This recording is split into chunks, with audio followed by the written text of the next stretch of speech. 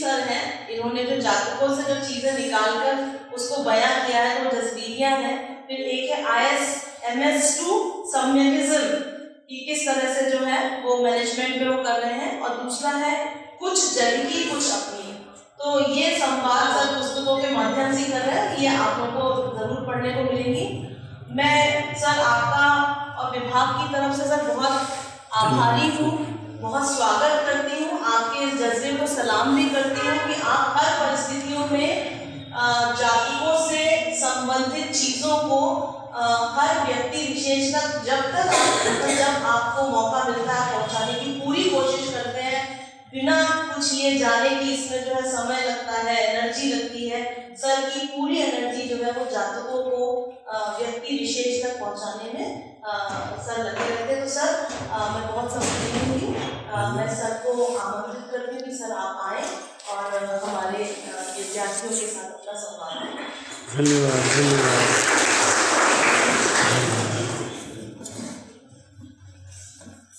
तो आपका अजस्र धन्यवाद।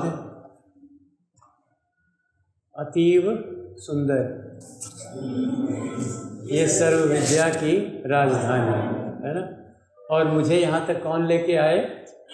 भगवान बुद्ध। अतः नमो तस् भगवतो अरहतो सम्मा संबुद्धस्। तो मैडम का बहुत बहुत धन्यवाद है। और आप मंचस्थ हैं, मालवी जी उधर हैं, और मेरा कर्मवाद है ना, अभी जैन बौद्ध दर्शन में जो कॉन्फ्रेंस चल रही थी 3 दिवसीय कर्मवाद पर वो थी, और वहाँ से मुझे जब आमंत्रण मिला था है ना, वो हमारे प्रद्युम्न सर साहब उन्होंने कृपापूर्वक मुझे आमंत्रित किया यहाँ।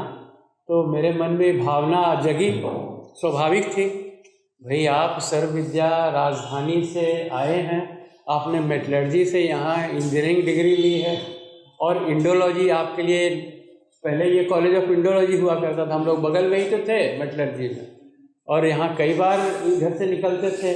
फिर ये मैत्री जलपान गृह जो है, जो हमारे TR अनंत रमन साहब थे, हमारे HOD है ना, उनके कर कमलों द्वारा यहाँ प्रतिष्ठित हुआ है ना। योग की शिक्षा जो है उन्होंने आरंभ की हमारे BHU में पहली बार। तो कहने का अर्थ यह है कि मैं तो गदगद था अपने माने विद्यार्थी जीवन से। इतना सुंदर जो है आपको एक कैंपस मिला है ना, और ये सब कैसे हो रहा है? मेटलर्जी आपको शिक्षा दी जा रही है, फिर आपको वहाँ स्टील प्लांट्स की नौकरी करने को भेजा जा रहा है, अलग अलग वहाँ शॉप फ्लोर मैनेजमेंट है, फिर मिडिल मैनेजमेंट है, फिर आपको और उन्नति दी गई, आप निदेशक के पद तक चले गए, वहाँ का मैनेजमेंट देख रहे हैं आप, और फिर आपको MBA भी करवा दी जाती है ना, माने मास्टर ऑफ बिजनेस एडमिनिस्ट्रेशन। उसके बाद आपको जातक थमाई जाती है। तो इसके पीछे मैं तो सोच रहा था कि कोई विधान तो है, कोई ना कोई शक्ति तो है जो ये सब करवा रही है, नहीं तो कौन मेटलर्जी करके कौन जातक में जाएगा, है ना। कोई आप लॉजिक का कोई तर्क नहीं है ना, और कोई विद्यार्थी उससे जाता भी नहीं है।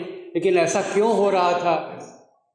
जब मैं पीछे मुड़ के देखता हूँ तब चीज़ें समझ में आती कि हे भगवान, ये तो सारा कुछ वैसा ही मतलब हुआ जैसा आप चाहते थे, है ना। भगवान बुद्ध जैसे उसके बाद एक मुझे सौंप दिया काम कि अब जो सम्यक प्रबंधन की बात है, जो जातक कथाओं में लिखी है, बुद्ध घोष ने लिखी है।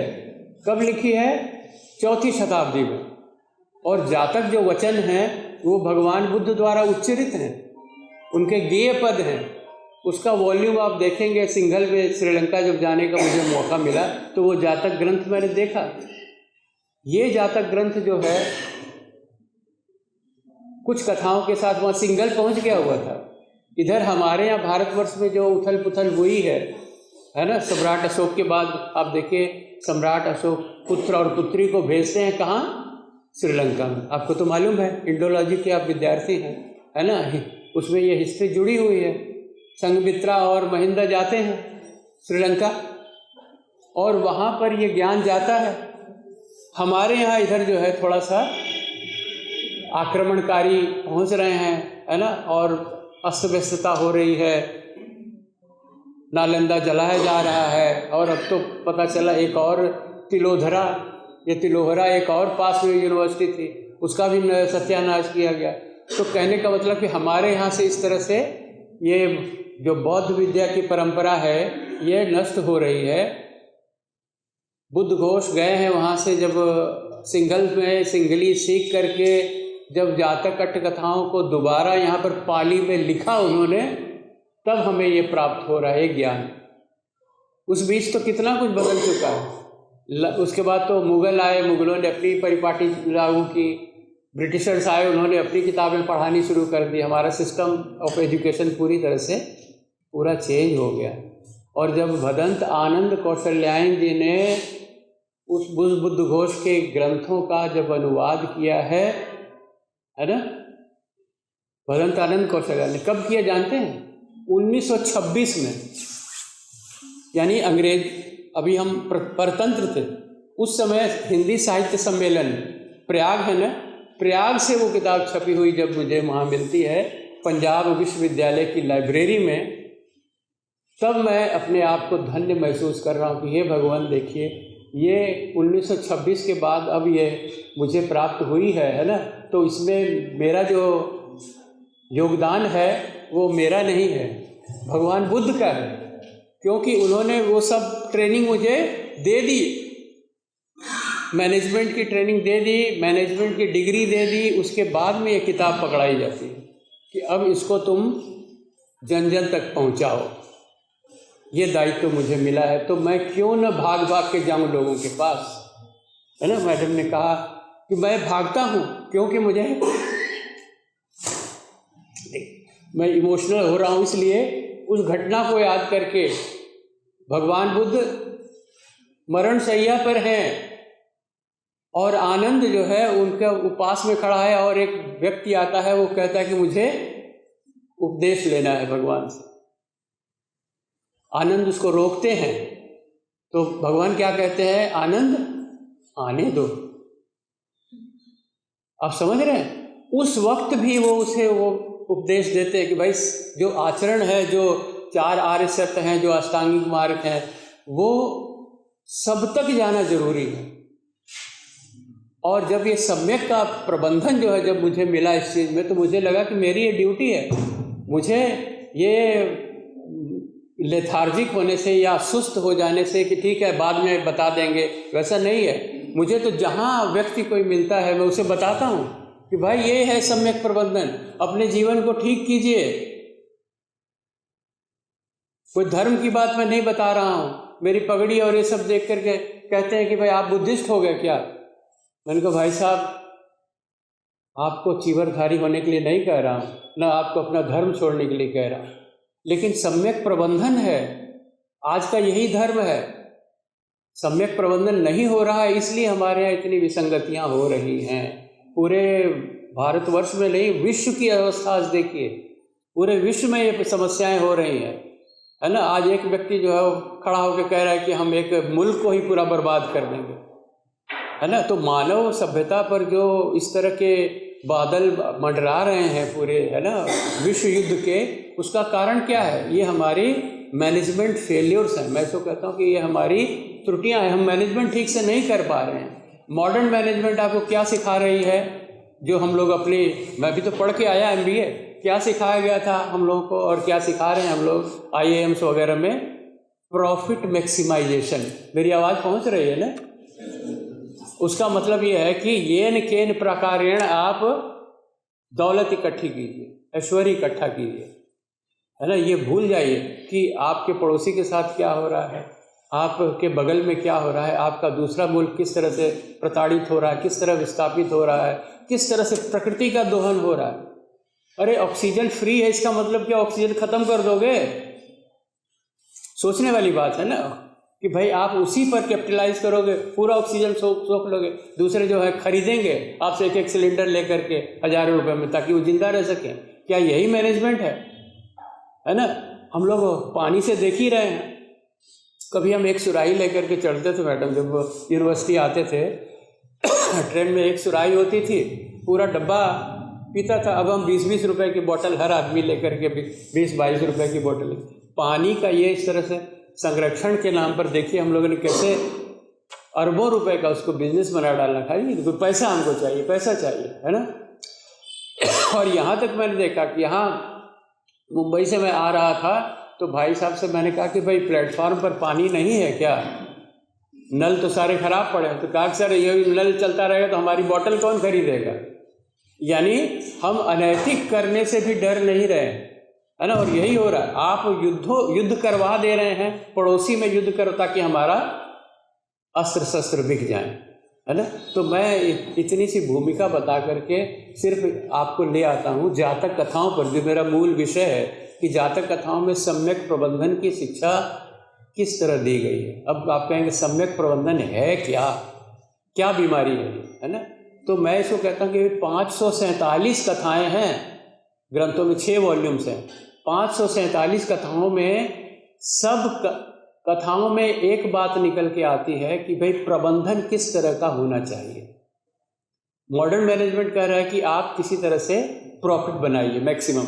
आज हमारे बच्चे जो HDFC या वगैरह वगैरह इंस्टीट्यूट्स में ज्वाइन करते हैं, आपको मालूम है टारगेट उसमें फिक्स किए जाते हैं, है ना। इतना टारगेट होगा तब आपकी सैलरी आगे बढ़ेगी या आपको मिलेगी, है ना। इस ढंग से होता है ना। ये प्रबंधन का नियम बना लिया गया। एफिशिएंसी का मापदंड क्या हुआ। एफिशिएंसी का मापदंड आउटपुट बाय इनपुट, है ना। यही हम लोग पढ़ते रहे। एफिशिएंसी कैसे नापी जाती है, हम लोग MBA में यही बताया जाता है। आउटपुट मतलब कितना आपने आउटपुट दिया, इनपुट मतलब कितना आपने लगाया। एक लगा के अगर 100 पा जाते हो तो 100% हो गया। कैसे पाते हो इससे मतलब नहीं है ना। तो ये जो धारणा है, अब ये एक पद जातक आप पढ़ेंगे, एक पद जातक मैडम, जातक में कहानी है एक पद जातक, तो उसमें से बात निकल के आती है कि भाई एफिशिएंसी कैसे आप नापें, दक्षता कैसे नापें। तो दक्षता नापने का उसमें एक ढंग दिया गया है। और हमारा जो मॉडर्न मैनेजमेंट है वो ये ढंग बता रहा है कि ये वाला फार्मूला यूज़ कर लीजिए। किसी आदमी की दक्षता नापनी हो तो उसने कितना कमाया, कितना लगाया, इससे नाप लीजिए। किसी मशीन से दक्षता नापनी हो तो इस हिसाब से कर लीजिए, कितना प्रोडक्शन हुआ, कितना उसमें इनपुट गया। किसी फर्नेस की दक्षता, क्योंकि मेटलर्जी से हूँ, किसी फर्नेस की दक्षता नापनी हो तो कितना उसमें फ्यूल गया और कितना उसका आउटपुट आया, उससे आप दक्षता उसकी नाप रहे हैं, है ना। इसको भूल ही जाए कि फर्नेस के साथ क्या हुआ, है ना, उसका ऑपरेशन में कितनी और गड़बड़ियाँ हुई या कितना मटेरियल लॉस हुआ, उससे मतलब नहीं। यानी कहने का मतलब कि ये जो मापदंड जो बनाया गया है ये अपने आप में शोषण आधारित है।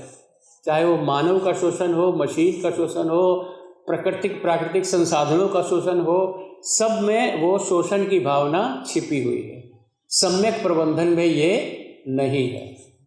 जातक कथाओं में जो प्रबंधन की बात की गई है उसमें क्या कहा गया है, बहुजन हिताय बहुजन सुखाय।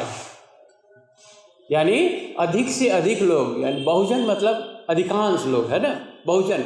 वैसे अगर सर्वजन होता है तो आइडियल केस हो गया, आदर्श, कि हर व्यक्ति संतुष्ट हो, है ना। कम से कम हर व्यक्ति नहीं कर सकते तो बहुजन हिताय तो बहुजन साकार कर सकते हैं। वैसा प्रबंधन दीजिए। अगर आप मैनेजर हैं तो ऐसा प्रबंधन दीजिए कि कोई भी आपका जो मातहत है वो असंतुष्ट न रहे। यानी उसको MBA की लैंग्वेज में कहते हैं, पीछे तक जा रही मेरी आवाज़, MBA की लैंग्वेज में कहते हैं सर उसको कि स्टेक होल्डर। आपका अगर कोई प्रोजेक्ट है तो उसमें स्टेक होल्डर कौन कौन है, सारे स्टेक होल्डर संतुष्ट हो। यानी किसी को ऐसा न लगे कि भाई मैं चीटेड गया, मेरे साथ ठगी हुई, मैं मारा गया। ऐसी भावना जब पैदा होगी तो समाज में क्या समृद्धि आएगी, मन में तो वही बात रहेगी, है ना। तो कि भाई मेरे साथ छल हुआ है। एक व्यक्ति जो है बहुत कुछ महंगा बेच लेता है, मान लीजिए 50 पैसे की गोली है, 500 रुपये में बेच ली, कितना मुनाफा हुआ, अद्भुत मुनाफा हुआ। कितना परसेंट आप कैलकुलेट करते करते सोचेंगे बाप रे इतना मुनाफा है ना। 499 रुपये 50 पैसे का मुनाफा हो गया, 50 पैसे की गोली बेची। तो आपने तो बेच ली, परंतु जिस व्यक्ति ने खरीदी उसके हृदय पे क्या गुजरी, किसी कंडीशन में, किसी इमरजेंसी में ही उसने गोली ली होगी, या तो अनजान रहा होगा, है ना। तो वैसी कहानी मैं आपको सुना देता हूँ ताकि ये बात जातक कथाओं में देखिए कितने स्पष्ट रूप से आती है। जातक जब ग्रंथ आप खोलेंगे ना तो पहली कहानी आपको मिलेगी अपण्णक जातक। देखिए, बिजनेस मैनेजमेंट की पहली कहानी। अब तीसरी कहानी है शेरी वाणिज्य जातक, जिसकी मैं बात कर रहा हूँ कि अब उसको सुनिए। शेरी वाणिज्य जातक को बहुत ही माने साधारण रूप में अगर हम उसको लें तो देखिए, जो उसकी शैली है उसमें मैं बाद में आता हूँ। दो फेरी वाले हैं, अपना सामान, फेरी वाले हम लोग देखते हैं गांव में लेकर के जाते हैं अपने, मान लीजिए खिलौने हैं, कुछ तरह तरह का उसमें, फिर श्रृंगार की वस्तुएं हैं, है ना, जो गांव में बिक जाती है, उसमें उनको मालूम है, तो वो वैसी चीज़ें कि लेके जाते हैं अपने साथ। कोई अंधपुर नामक गांव है ना, नदी के पार है, उस पार जाते हैं, है ना सर। मैं गलत तो नहीं कह रहा ना, ये आपको समझ में आ रहा है ना सर? अंग्रेजी तो नहीं बोलनी पड़ेगी सर से? Is it all right sir, और should I speak in English? Hindi is okay ना? Okay sir, thank you. तो उसमें होता क्या है कि वो उस अंधपुर गांव में जाते हैं और दोनों हैं आपस में तय कर लेते हैं कि भाई एक ही गली में जाओगे तो कंपटीशन होगा, तुम उस तरफ चले जाओ, मैं इस तरफ चले जाता हूँ, फिर जब मैं इधर बेच लूँगा तुम इधर आ जाना, मैं उधर चले जाऊँगा। इस तरह से करके दोनों आपस में तय करके जाते हैं और एक गली में वो पहुँचता है और वहाँ एक कोई परिवार है जिसमें कोई बूढ़ी दादी है और एक छोटी पोती है। पोती जिद कर रही है फेरी वाले की आवाज़ सुनकर, है ना, खिलौने लो या चूड़ी ले लो, हार ले लो, ऐसे करके आवाज़ जब लगती है तो वो पास पहुंचती है खिंची हुई और कहती है कि भाई हमको ये चाहिए। दादी से जिद करती है तो दादी करती है वहाँ पैसा तो है नहीं, कहाँ से लेंगे? तो वो दिखाती है कि वो ऊपर एक थाली सी पड़ी हुई है ना, गंदी सी, जंग लगी सी, ये तो हम लोग कभी यूज़ करते नहीं हैं, इसी को दे करके कुछ ले लेते हैं, है ना, अगर मान जाए। तो वो परिवार ऐसा होता है, कभी धनाढ़ परिवार था, लेकिन घर वाले कुछ ऐसा हुआ कि भाई गरीब हो गए, घर वाले मर गए अथवा जो भी हुआ, अब वो पोती और दादी हैं। तो दादी कहती है कि भाई ठीक है तुम देख लो। अब वो फेरी वाले को दिखाती है कि भैया ये है, इसके बदले में दे दो चूड़ियाँ और माला जो भी है। तो फेरी वाला उसको उठा करके देखता तो है कि ये सोने की है, लेकिन चालाकी, मन में लोभ, है ना, और वो आ जाता है कि चलो अब इसका शोषण किया जा सकता है, उठा के फेंक देता है। क्या इससे क्या मिलेगा? बकवास, ले जाओ, इन्हें कुछ नहीं होगा। बेचारी रुआसी हो जाती है कि भाई तो फेंक दी गई है। तब तक जो दूसरा फेरी वाला है वो इधर से निकल जाता है, दूसरा फेरी वाला आता है और वो एक बोधिसत्वी चरित्र है, बोधिसत्व है, उसके मन में करुणा भी है, लोभ नहीं है ना, इस तरह की अच्छी भावनाओं से वो है। उसको भी वही वो पोती जो है दिखाती है, तो वो देख करके दंग रहता है और कहते हैं तो सोने की है भाई, इसके तो बहुत दाम है, मेरे पास इतना सामान ही नहीं है कि इसका मैं बराबर कर पाऊँ, है ना। तो वो लड़की कहती है कि सोने की हो गई, तेरे भाग से हो गई होगी, पहले तो भले कूड़े की थी, है ना, तेरे भाग से सोने की हो गई है तो तू ले ले। तो वो थाली रख करके अपना सारा सामान भी रख देता है, जेब में जितना कुछ होता है वो भी दे देता है कि भाई अब मुझे 2-4 पैसे दे दो, मैं नौका पार करूँगा, नदी पार करके जाऊँगा। वो थाली लेकर के चला जाता है। तब तक जो दूसरा फेरी वाला जो पहले छोड़ गया था, उसके मन में आता है कि चलो कुछ फेंका हुआ माल दे देते हैं, कुछ दया कर देते हैं। जब वो पहुँचता है तो पोती कहती है कि भाई तू तो कह रहा था कि बेकार है, लेकिन यहाँ तो सब कुछ मिल गया, है ना। तो उसके मन में फिर वो एक तरह से शॉक जिसको कहते हैं, अचानक कि भाई ये तो इतना नुकसान हो गया, तो वो बर्दाश्त नहीं कर पाता है। और ऐसा लिखा हुआ है कि भाई उसको हार्ट अटैक हो गया या व्हाटएवर। तो कहने का अर्थ ये है कि ये इस द्वारा, इस जातक कथा के द्वारा क्या बताया जा रहा है, किसने सम्यक किया? जो सम्यक जो व्यापार हुआ, है ना, कि इसको भी लाभ हुआ, जो बोधिसत्व था उसको भी लाभ हुआ और इनको भी लाभ हुआ। तो एक विन विन सिचुएशन आ गई, है ना, दोनों को लाभ, दोनों जीते। तो ये जो विन विन सिचुएशन है, ये है मूल मंत्र सम्यक प्रबंधन का। कि तुम अपना सेल्स मैनेजमेंट जो भी करो, जो भी अपना कस्टमर मैनेजमेंट करो, या इसको जो भी अंग्रेजी आप नाम दे दें, है ना। मॉडर्न मैनेजमेंट में भी इसी तरह के नाम आपको मिल जाएंगे, लेकिन भावना नहीं मिलेगी, है ना। भावना तो ये होनी चाहिए थी कि भाई हम ठगेंगे नहीं और उस हिसाब से हम अपना मुनाफा कमाएंगे, तो वहाँ तक सम्यक है। अब आप 50 पैसे की चीज़ 500 में बेच करके, जैसे वो पहले का जो चरित्र था, तो जो बोधिसत्व के माध्यम से जातक कट्ट कथाओं में ये बताया जाता है कि सम्यक क्या है, और आपको हर कथा में मिलेगा।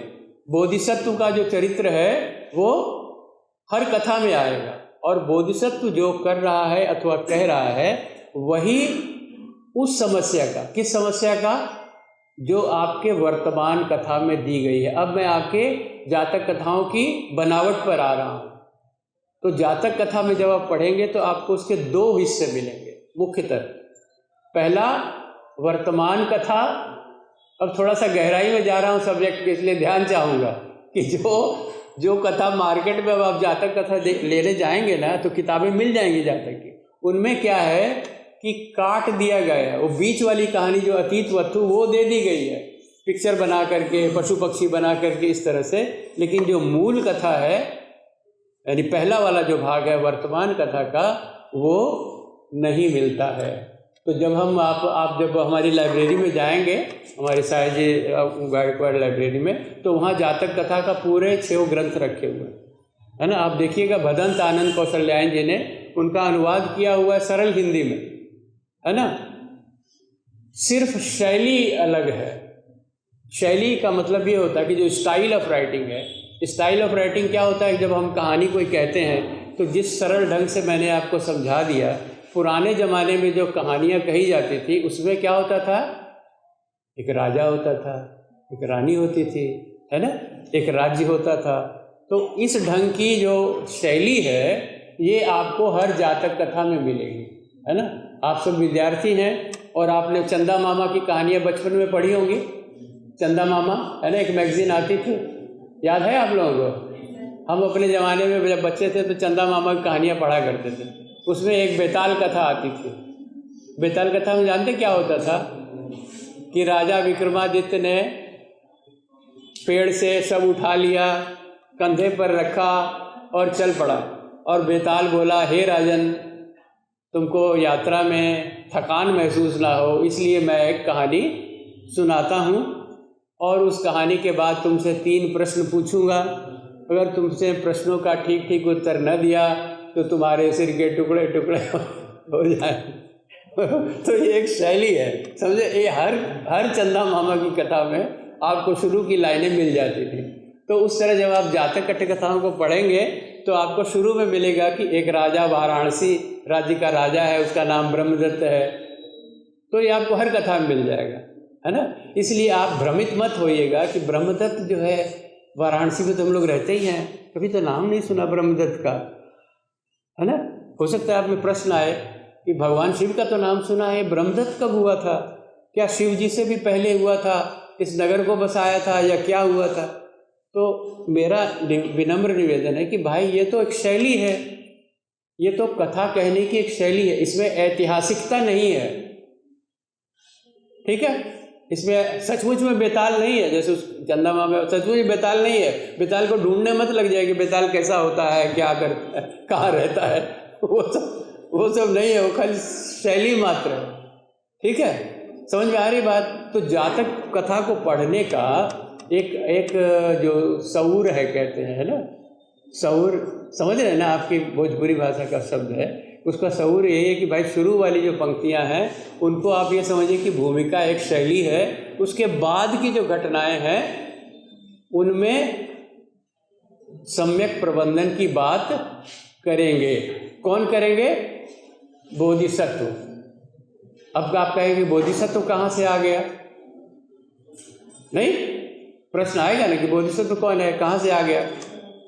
तो उसका ये है, हमारे यहाँ MBA में जब आप पढ़ते हैं ना, तो मैनेजमेंट केस स्टडी एक पढ़ाने का एक ढंग होता है, थ्रू मैनेजमेंट के। B.Ed वाले भी जो है वो भी जानते हैं कि शिक्षा देने का एक ढंग होता है थ्रू मैनेजमेंट केस स्टडी।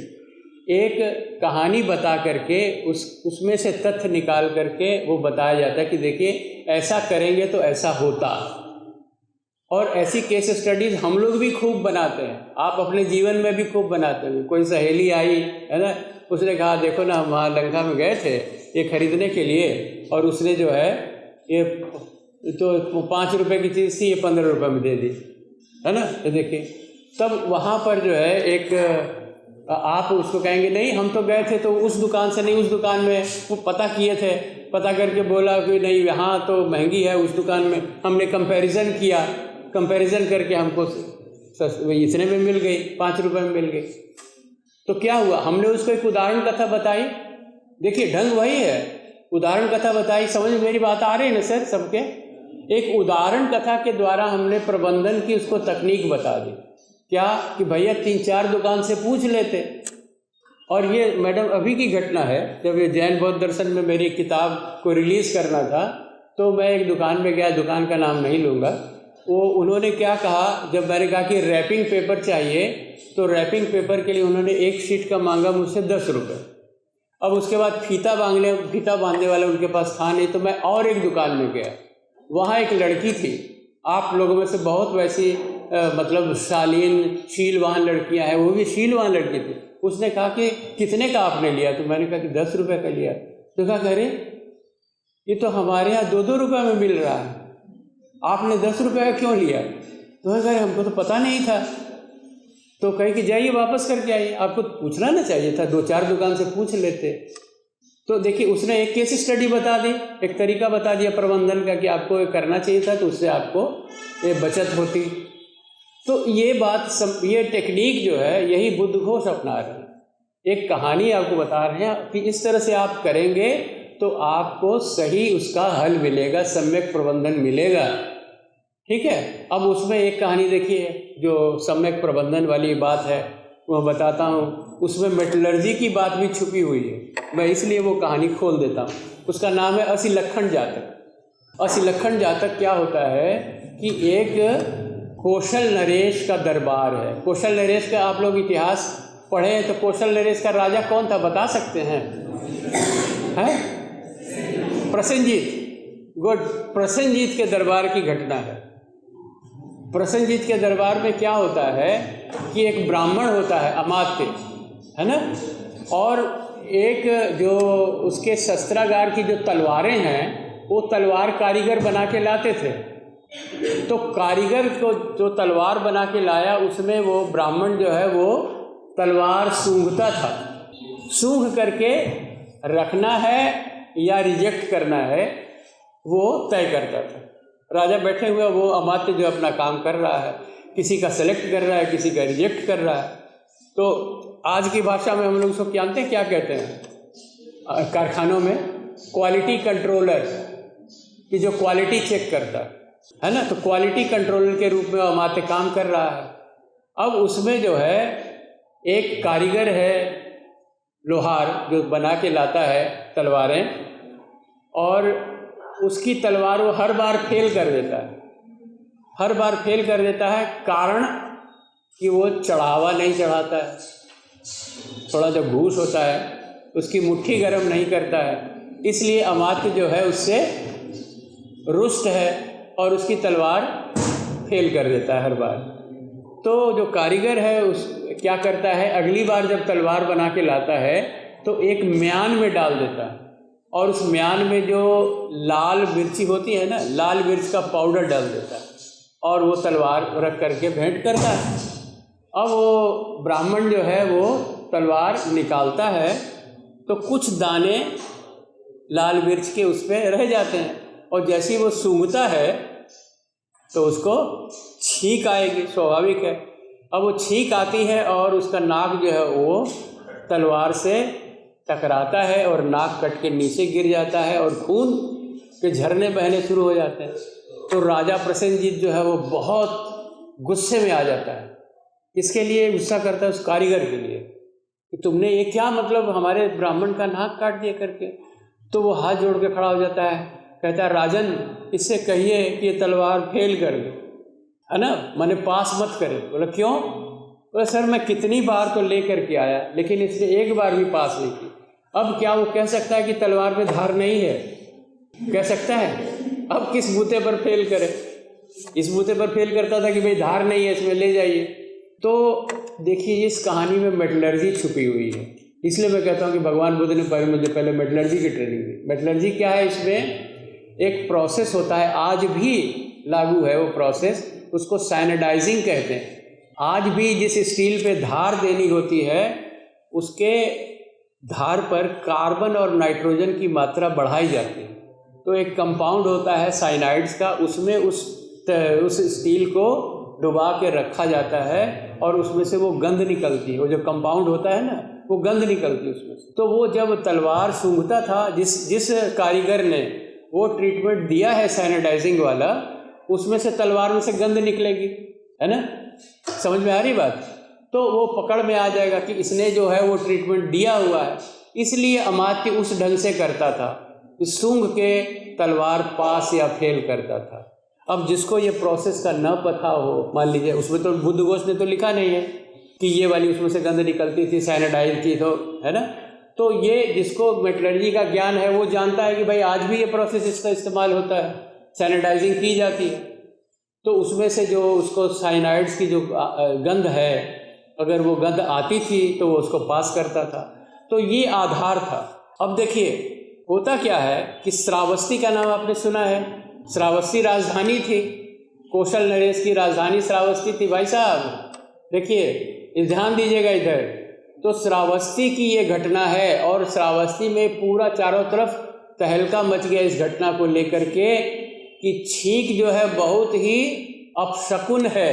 ब्राह्मण ने देखो छींक मारी और उसका नाक कट गया। लेकिन इसके पहले जो राजा प्रसेनजीत ने किया वो क्या था, जब उनको ये पता लगा कि तुम रिश्वत लेकर के करते हो फेल पास, तो तुमने मेरा शस्त्रागार जो है वो नकली तलवारों से भर दिया है, तुम राष्ट्रद्रोही हो। इसलिए ब्राह्मण को दे दिया देश निकाला कि तुम हमारे दरबार में रहने लायक नहीं हो, तुम देशद्रोही हो, तुमने तलवार भर दिए सब 2 नंबरी तलवारों से। समझ रहे हैं? तो इतना बड़ा कांड जो है वो पूरे श्रावस्ती में सबको पता लग गया हुआ है। लेकिन लोगों में ये चर्चा है कि देखिए छींक मारने का सारा आप सब, छींक न मारता तो कुछ नहीं होता, है ना? ब्राह्मण जो है इस तरह से। खैर अब जब भिक्षु जाते हैं जेतवन से श्रावस्ती में, जेतवन आपको मालूम है ना, जेतवन भगवान बुद्ध जो है उनका विहार संघ स्थापित है, वहाँ से भिक्षु जाते हैं श्रावस्ती में। श्रावस्ती में ये चर्चा आम हो रही है कि छींक अपशकुन है। और ये आकर के भगवान, जब धम्म सभा होती है शाम को, तो धम्म सभा में ये चर्चा का विषय है। और ये सब आपको जातक अट्टकथा में लिखा हुआ मिल जाएगा कि धम्म सभा में ये चर्चा हो रही है। क्या चर्चा हो रही है? कि छींक बहुत ही बकवास चीज़ है या बहुत अपशकुन है, ऐसा ऐसा होता है। तो भगवान ऊपर से आकर के पूछते हैं कि भिक्षुओं क्या बातचीत चल रही है ना? तो क्या बातचीत चल रही है? देखिए उसमें प्रबंधन का एक ढंग छुपा हुआ है। जब आप मान लीजिए हम यहाँ से निकल जाएं या टीचर निकल जाएं, तो आप लोग आपस में बातचीत करेंगे, हो हल्ला थोड़ा होगा, है ना कि नहीं होगा? थोड़ा तो बाहर से जो टीचर होंगे उनको शोर शराबा सुनेगा तो बाहर अंदर पूछे, ये व्हाट इज़ योर प्रॉब्लम, क्या बात है? हमारे कहने का मतलब ये, अगर न भी लिखा जाए कि भाई क्यों हल्ला हो रहा है, काहे का शोर मचा रहे हो, तो ये तो अंडरस्टूड है, बिटवीन द लाइन्स है। अगर वो पूछ रहे हैं कि भैया भिक्षुओं क्या बातचीत चल रही है, अर्थात कि भाई साधना का टाइम है, तो ये तुम लोग ये शोर शराबा क्यों कर रहे हैं, तब वहाँ पर बात निकल कर आती है। तो वहाँ एक समस्या मुझे दिखी, क्योंकि ये वर्तमान कथा में लिखा हुआ है। तो वर्तमान कथा में समस्या क्या है? समस्या क्या है कि छींक के बारे अपशकुन कहा जा रहा है। भगवान तो अंधविश्वासों से दूर कर रहे हैं, है ना? अंधविश्वासों का खंडन कर रहे हैं। जो हमारे उस समय के समाज में जो तरह तरह के कुरीतियाँ और अंधविश्वास और कर्मकांड इत्यादि का फैला हुआ था, उसको दूर कर रहे हैं भगवान। तो ये भिक्षु जो है एक नई लेकर के आ गया कि ये जो है छींक खराब होती है, छींक तो ठीक नहीं। तो इस समस्या का निदान कैसे करेंगे? एक सम्यक प्रबंधन तो करना पड़ेगा, भिक्षु को बताना पड़ेगा कि तुम लोग क्यों अनसाइंटिफिक चीज़ें, इलॉजिकल चीज़ें बात कर रहे हो, है ना? तो एक कथा सुनाई जाती है जो अतीत वत्थु कहलाती है है ना। और अतीत वस्तु में आप देखिएगा हमेशा आएगा ब्रह्मदत्त का नाम और वाराणसी का नाम, और उसमें जो राजा है वो ब्रह्मदत्त हैं। अब वहाँ कहानी बनती है कि ब्रह्मदत्त के राज्य में भी ऐसा ही हुआ था, ठीक है।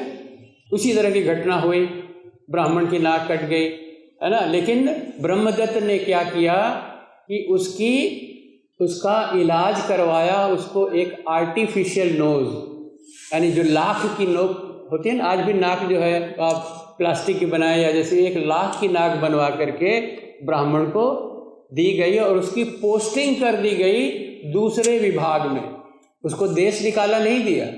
यानी आज के संदर्भ में अगर पाएँ तो जहाँ हमारे देश में भ्रष्टाचार 5 रुपए का 10 रुपए का होता है, मान लीजिए फाइल बढ़ाने के लिए 10 रुपये दिया या थोड़ा बहुत जो भ्रष्टाचार होता है, तो लगभग वैसा भ्रष्टाचार अमात्य कर रहा होगा।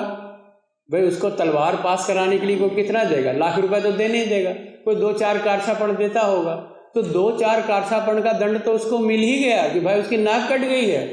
अब उसके ऊपर से आप उसको देश निकाल देते हैं, उसकी नौकरी छीन, उसका तो परिवार आपने नष्ट कर दिया। तो क्या ये सम्यक हुआ? सम्यक नहीं, ये सम्यक प्रबंधन नहीं हुआ। इसलिए भगवान ने कहानी सुनाई ब्रह्मदत्त की। सम्यक प्रबंधन ये हुआ कि ब्राह्मण का तबादला दूसरे डिपार्टमेंट में कर दिया और उसको मेडिकल ट्रीटमेंट करवाई, उसको लाख का जो नाक है वो बनवा के दिया, है ना।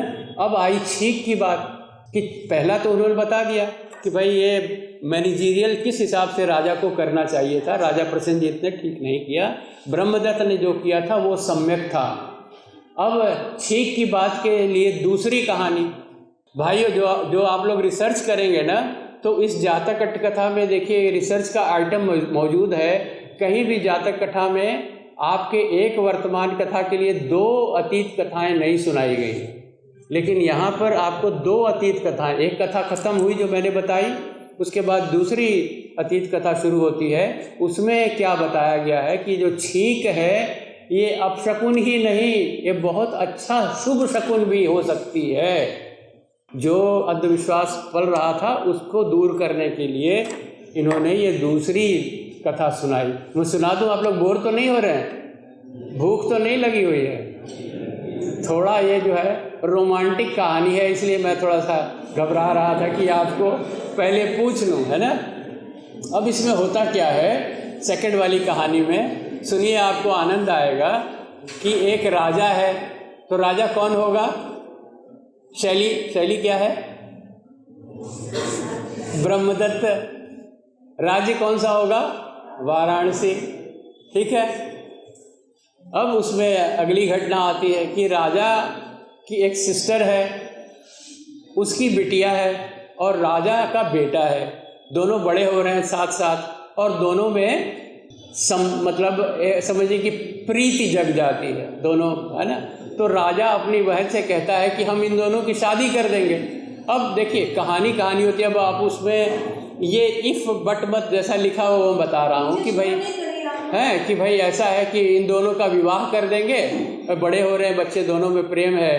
तो जो राजा है उसकी बाद में जो है बुद्धि थोड़ी बदल जाती है, जब बच्चे और बड़े हो जाते हैं तो सोचता है कि देखो विवाह संबंध बनते हैं तो और नए राज्यों से संबंध बनेगा, है ना। तुम अपनी बेटी का शादी कहीं और करोगे तो एक राज्य हमसे और जुड़ेगा, है ना। हम अपने बेटे की शादी कहीं और करेंगे तो इस तरह हमारा विस्तार होगा। अगर हम आपस में ही कर लेंगे तो हम तो यही संकीर्ण हो गए। तो वो क्या करता है कि एक अलग से महल बना देता है और दोनों को अलग कर देता है। बिटिया अलग रहने लगती है और बेटा अलग पलने लगता, बड़े होने लगते हैं, परंतु दोनों में प्रेम है। इसलिए उस कहानी में आया है कि जो लड़की की जो दासी है उसको किसी तरह से विश्वास में लेता है, कौन? वो राजा का लड़का विश्वास में लेता है और अपना संदेश पहुंचाता है कि फलां फलां ऐसे कि हम लोगों को मिलना है और वहाँ से हम लोग दोनों भाग से लेंगे। तो हमको याद आया तो बॉबी फिल्म ऐसी बनी थी, है ना, उसमें दोनों अभी एडल्ट नहीं होते हैं, है ना, क्या उसे कहते हैं कि एडोलेसेंट होते हैं, है ना, अभी वयस्क नहीं हुए, लेकिन दोनों में प्रेम है और इस तरह से वो भागने की तैयारी में लगे हुए हैं। तो जो बिटिया है वो क्या करती है, वो अपना पिता से ये कह करके कि हमारा इस तरह से शकुन या मुहूर्त निकला है, हमको फला फला जगह पूजा के लिए किसी श्मशान में जाना पड़ेगा, है ना, ऐसा कुछ कहानी में आता है। और ये वही जगह होती है जहाँ पर कि वो उस बेटे ने संदेश भिजवाया होता है। तो राजा कहता है ठीक है, जब इस तरह की कोई तंत्र साधना है तो ठीक है, उसमें जाएंगे। और वो इनके साथ, सैनिकों के साथ उसको वहाँ भेजता है। और उधर से जो लड़का है वो शव रूप में, है ना, कच्चे श्मशान में जाके लेटा होता है। देखिए उस समय 2 श्मशानों का जिक्र दिया है, एक कच्चा श्मशान जिसमें दाह संस्कार नहीं होता था, इसी तरह से बॉडी रख दी जाती थी, तो वो दाह संस्कार के बिना ही वो शव रूप में नाटक करके वहाँ लेटा हुआ है, कफन ओढ़ करके।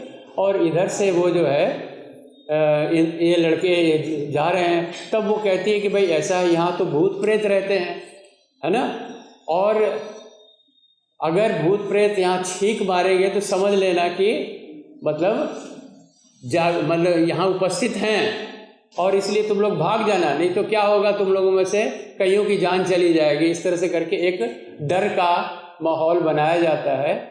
और जब ये पहुंचता है तो वो शव जो है वो छींक मारता है।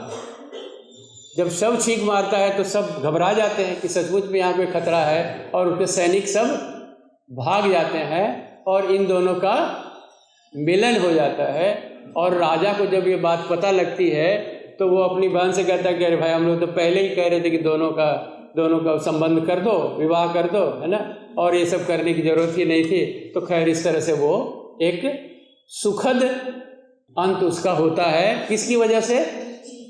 छींक की वजह से, है ना। तो ये जो कहानी, अब कहा जाए कि सचमुच में क्या ऐसा हुआ था, तो भाई चावला जी क्या मालूम, है ना। लेकिन एक भाई बुद्ध घोष की एक शैली है, एक प्रबंध शास्त्र की कहानी वहाँ बताई गई, एक उदाहरण कथा द्वारा, जिसके द्वारा ये सिद्ध किया गया कि छींक हमेशा अपशकुन नहीं होती है। तो इससे आपका अंधविश्वास ताकि दूर हो जाए। तो मनोवैज्ञानिक प्रबंधन की एक कथा है। सम्यक प्रबंधन आप कहेंगे कि नहीं कहेंगे इसको? क्या भिक्षुओं को उन्होंने दंड दिया था कि तुम लोग ऐसी बकवास बात कर रहे हो, ऐसी इलॉजिकल बात कर रहे हो, अनसाइंटिफिक, हम क्या पढ़ा रहे थे, तुम लोग क्या पढ़ रहे हो, ऐसा करके कुछ डांट डपट सुनाई उन्होंने? नहीं सुनाई। एक उदाहरण कथा के द्वारा उनके मनों की जो ग्रंथि थी उसको उन्होंने दूर कर दिया। किया कि नहीं किया? तो ये सम्यक प्रबंधन कहेंगे कि नहीं कहेंगे?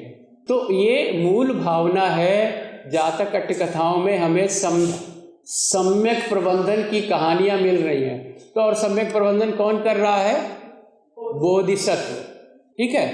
तो हमको अगर मान लीजिए कोई कहे कि विन विन सिचुएशन, आपको टेक्निक मालूम करनी है, तो आप टेक्निक यहाँ से जातक कथाओं से ग्रहण कीजिए। 547 कथाएं हैं, है ना, और शोध के लिए प्रचुर उसमें सामग्री है। तो मुझे हाथ खड़ा करके ये बताएं कि किसको बहुत ज़्यादा भूख लगी हुई है। अब जो लोग छोड़ के चले गए मैं उनको पूछ नहीं पाया क्योंकि व्यवधान होगा, लेकिन जो बैठे हुए हैं मैं चाहता हूं कि उनकी उपस्थिति बनी रहे ताकि मैं कुछ और कथाएं आपको सुना सकूं, है ना। देखिए अभी मात्र 2 बजे हैं, तो आप कितनी देर तक हमें झेल सकते हैं? और है 15-20 मिनट। आपको मैत्री जलपान के लिए जाना है या अच्छा, तो ठीक है, मैं एक तरह से अब वाइंड अप करूँगा, है ना। वाइंड अप करने के लिए मेरे पास 2 कहानियाँ और हैं, ठीक है। छींक वाली कहानी को ही मैं आगे बढ़ाता हूँ, ठीक है। तो हुआ क्या था, एक बार सचमुच में भगवान को छींक आ गई। देखिए छींक तो किसी को भी आ सकती है। अब वो देशना कर रहे थे, उस समय उनको छींक आ गई। अब ये जातक कथाओं में लिखा हुआ है कि आप अपने मन से बना रहे जी नहीं, ये जातक कथाओं में लिखा हुआ है कि उपदेश जब उनकी देशना चल रही थी तो उनको अचानक छींक आई, और जो भिक्षु हैं वो क्या कह रहे हैं, शतशः जीवे व्यास शतायु हो, भगवान उम्र बढ़े आपकी, है ना। इस तरह का जो है मैंने देखा, इस तरह का जो डायलॉग है ये आज भी बोले जाते हैं। है ना, कि चिरंजीवी हो। और तो और जब मैं रूस में गया भाई साहब, तो वहाँ भी इसी तरह की भावना देखी, है ना। क्या बोला उन्होंने, जब मुझे छींक आई, मुझे ठहराया गया था और मैं सीढ़ियाँ चढ़ रहा था कि अचानक छींक आई, तो जो सिक्योरिटी गार्ड था वो बोलता अज़दारोविये, अज़दारोविये। अब अज़दारोविये मुझे समझ में आ गया। क्यों? क्योंकि यहाँ से रशियन डिपार्टमेंट से तुमने रशियन कर रखी थी। तो ये भी तैयारी करवाई थी भगवान बुद्ध ने कि रशियन सिखा रखी थी। और जब उन्हें अज़दारोविये किया तो मुझे समझ में आ गया। अज़दारोविये मतलब होता है कि आप स्वस्थ हों, ये उनकी इच्छा, शुभेच्छा, आप स्वस्थ हों, है ना। तो इसी तरह की वाणी जो है वो भिक्षु भी कहने लगे जब भगवान बुद्ध को छींक आई कि शतायु हों, है ना, चिरंजीवी हों वगैरह वगैरह। तो सर का यानी शास्ता का, भगवान बुद्ध को शास्ता कहते हैं, मैं उनको गुरु कहता हूँ। तो वो गुरु जी का ध्यान जो है वो थोड़ा सा विच्छिन्न हो गया। जो बात कह रहे थे कि होता है ना भाई कभी चेन ऑफ थॉट्स, अभी इस तरह बीच में छींक दिया, मैं क्या बात कर रहा था मैं भूल गया, है ना। तो उन्होंने कहा कि भिक्षुओं तुम लोग ऐसा मत कहा करो, इससे जो है पाचत्तीय दोष लगेगा कि भाई वो छींक रहा है, कि छींक निकल गई तो तुम लोग जो है इतना शोर शराबा कर दिए। क्योंकि सारे भिक्षु 500 भिक्षु का तो कम से कम रहता ही था जमावड़ा, है ना। तो वो जो है हर कथा में 500 भिक्षु अगर इस तरह से बोले भाई आप, तो एक शोर शराबा होगा, तो उनका जो चेन ऑफ थॉट्स है वो ब्रेक कर गया। तो उन्होंने कहा कि ऐसा मत किया करो, इससे पाचत्तीय दोष लगेगा, तुम लोग अब ये जो सिस्टम है इसको बंद कर दो, इनकी ज़रूरत नहीं है। अब क्या हुआ कि जब ये लोग श्रावस्ती में जाते थे भिक्षाटन करने के लिए और कोई आदमी छींक दिया तो ये कुछ नहीं बोलते, समझिए, है ना। अब मान लीजिए जिसके यहाँ आप भिक्षा लेने गए हैं, अब मान लीजिए ऐसा छींक हो गया तो ये चुप रहे, तो इन पर ये लांछन लगने लग गया कि ये लोग बड़े क्रूर हैं, बड़े निर्दयी हैं, है ना। अब कुछ नहीं बोलते हैं ना, कोई भी ऐसी वाकई आशीर्वाद या शतायु हो या इस ढंग से कुछ नहीं बोलते हैं लोग। तो भिक्षुओं ने आकर के ये भगवान के सामने कहा कि अब हम लोग श्रावस्ती में जाते हैं तो हम लोगों को इस तरह के लांछन लगते हैं कि ये लोग तो कठोर हैं, बहुत निर्दयी है इनका, है ना। तो क्योंकि आपने मना किया हुआ है और हम इस तरह का कोई वाक्य नहीं कहते हैं। तो देखिए, अच्छा प्रबंधक जो है, जब उसको फीडबैक ये मिली है तो उन्होंने कहा ठीक है, तुम लोग ऐसा कह सकते हो, यानी अब आगे से तुम लोग ऐसा कह सकते हो। तो जब एक अच्छा प्रबंधक जो है, जब उसको फीडबैक मिल जाए कि भाई जो डिसीजन गलत हुआ है तो उसको रेक्टिफाई करने में क्या दिक्कत है, ये सम्यक प्रबंधन है। अब ऐसा नहीं कि आपने 3 कृषि कानून बना दिए, लोग धरने लगाए हुए हैं, 750 आदमी मर गया, आपको फर्क ही नहीं पड़ रहा। और जब फीडबैक मिल रहा है यार कि इतने लोगों को कष्ट हो रहा है ना, तो मैं क्या कहता हूँ कि आपको अपना डिसीजन वापस लेने में क्या दिक्कत है। एक सम्यक प्रबंधक होता है, वो इस चीज़ को ध्यान में रखते हुए अपने जो ऑर्डर्स हैं उसमें तब्दीली करने में कोई अहंकार वश ये नहीं समझता कि भाई मेरी नीचता हो गई, मैं नीचे गिर गया। मान लीजिए हेड ऑफ द डिपार्टमेंट ही है, कोई ऐसा कानून पास कर दिए, है ना, कुछ बोल दिए, ऐसा नियम बना दिए और देखे कि वो उसका रिएक्शन गलत हो रहा है, तो हमको क्या करना चाहिए वहाँ पर। एक अच्छे प्रबंधक का क्या गुण होगा कि वो उसमें अमेंडमेंट कर लेगा। आप लोग मानते हैं इस चीज़ को कि नहीं, कि सम्यक प्रबंधन वो प्रबंधन, ताकि विन विन सिचुएशन उनको मिल जाए। तो विन विन सिचुएशन कैसे मिलेगी, एक पक्ष को अगर आप नाराज रखेंगे और दूसरा पक्ष जो है बहुत आलीशान ऐश्वर्यशाली हो जाएगा, सारी दौलत कमा लेगा, एक वर्ग जो है पूरी तरह संतुष्ट होगा, तो ये सम्यक प्रबंधन नहीं हुआ।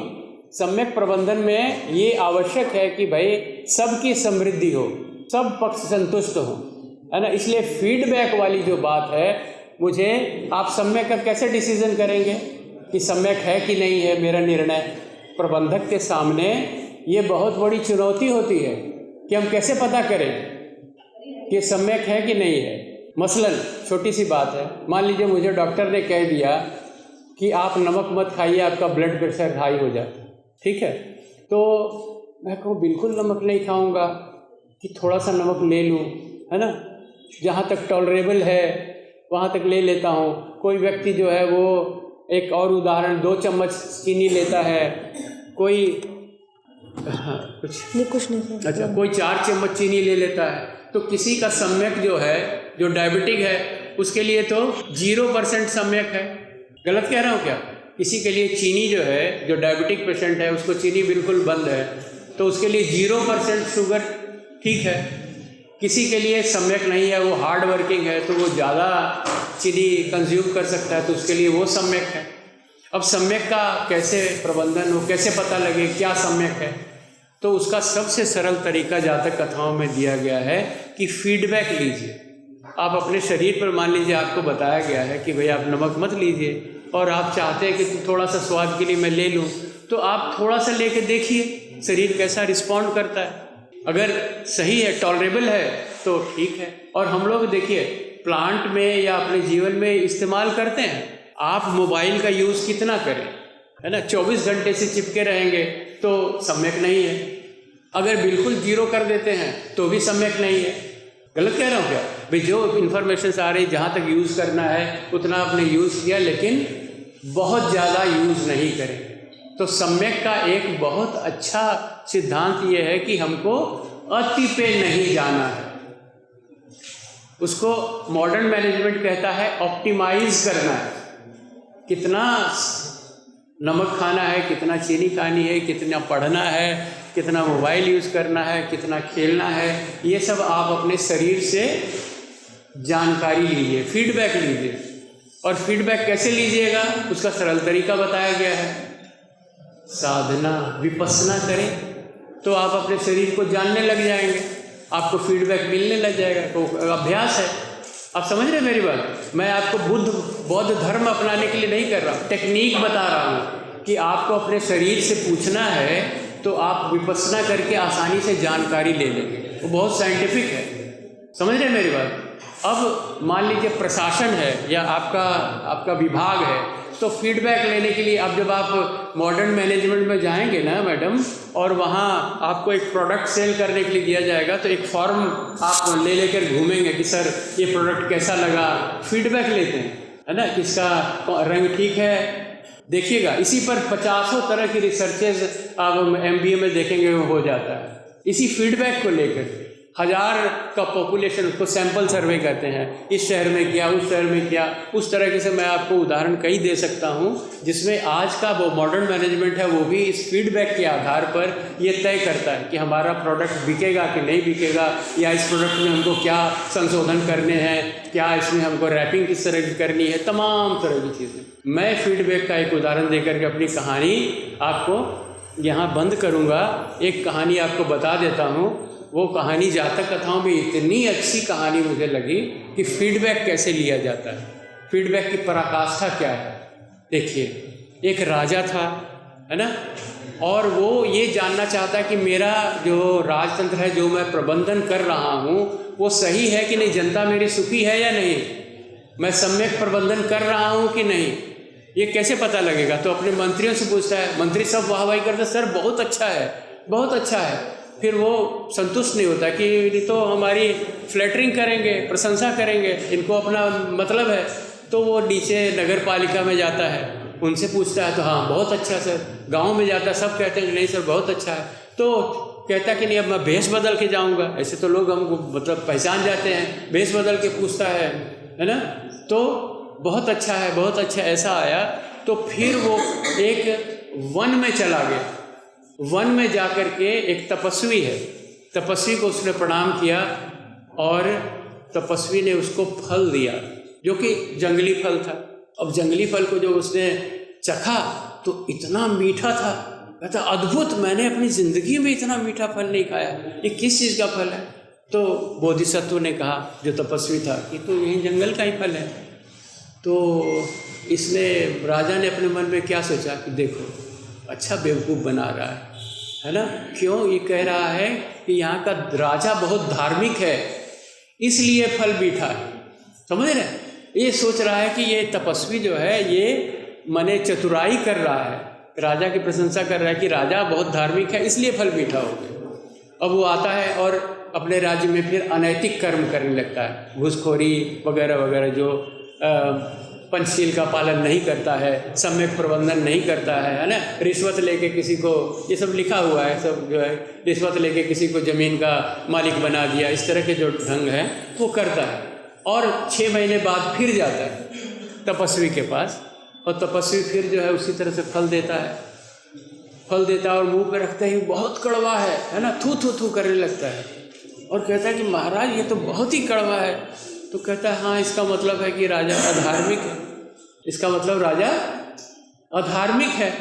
अब देखिए इस कहानी में क्या कहा जा रहा है कि जो फीडबैक है आपको वहाँ तक मिलेगा, वनस्पति तक, फलों तक, जल तक आपको वो फीडबैक, अगर बढ़िया सम्यक प्रबंधन है तो आपको वहाँ तक उसका इफेक्ट जाएगा, है ना। तो मैं इस कहानी को बतला करके और भगवान बुद्ध की वंदना करूँगा कि ये कहानी आपके मॉडर्न मैनेजमेंट में नहीं मिलेगी, ये नहीं मिलेगी। तो ऐसी प्रबंधन की कहानियाँ, सम्यक प्रबंधन की कहानियाँ आपको जातक कथाओं में हैं, 547 हैं। मैंने तो 4-5 ही सुनाई हैं, और अगर आप लोगों की भूख का ख्याल ना होता तो मैं लगातार सुनाता जाता, है ना। लेकिन ठीक है ना, हर चीज़ की सीमा होती है, अतिक्रमण नहीं करना है।